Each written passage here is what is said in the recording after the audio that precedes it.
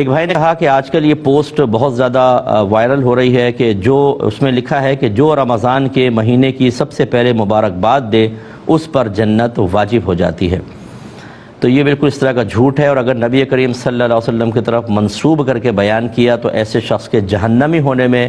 اس وقت تک کوئی شبہ نہیں کہ جب تک وہ اس پہ توبہ نہ کر لے، کیونکہ نبی کریم صلی اللہ علیہ وسلم نے واضح فرمایا کہ جس نے مجھ پر جان بوجھ کر جھوٹ منسوب کیا وہ اپنا ٹھکانہ جہنم میں بنا لے،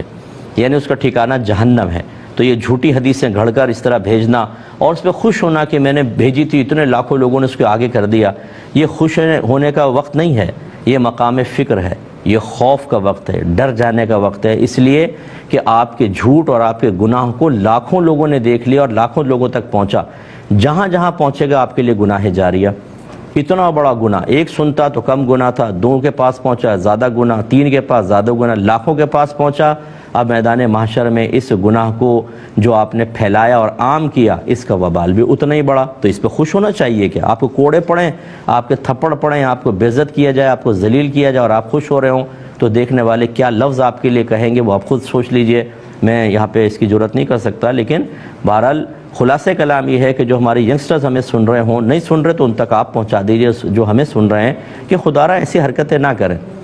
اس سے کوئی جنت وغیرہ واجب نہیں ہوتی۔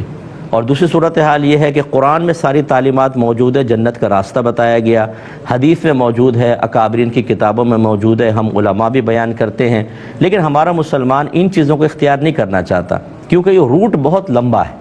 اس میں مشقت ہے، اس میں نفسانی خواہشات کو قربان کرنا پڑے گا، اس میں ذاتی مفادات کو چھوڑنا پڑے گا۔ ہمیں چاہیے شارٹ کٹ، ایک لفظ کہیں جنت مل جائے،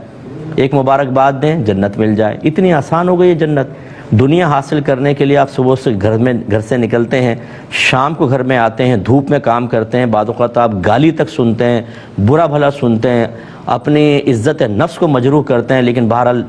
سننا پڑتا ہے، باس کی بھی سننی پڑتی ہے اور افسر کی بھی سننی پڑتی ہے اور مل کے مالک کی بھی سننی پڑتی ہے، تب کہیں جا کے ایک سیلری ملتی ہے جس سے آپ کا مہینے میں گزارا ہوتا۔ اس کے لیے ہم سب چیزوں کے لیے تیار ہیں، لیکن دین کے لیے مشقت اٹھانے کے لیے تیار نہیں ہے۔ یہ غلط طریقہ ہے، اس طرح کے شارٹ کٹس کی طرف بالکل نہ جائے۔ ایک پہلے کال لے لیتے ہیں۔ السلام علیکم۔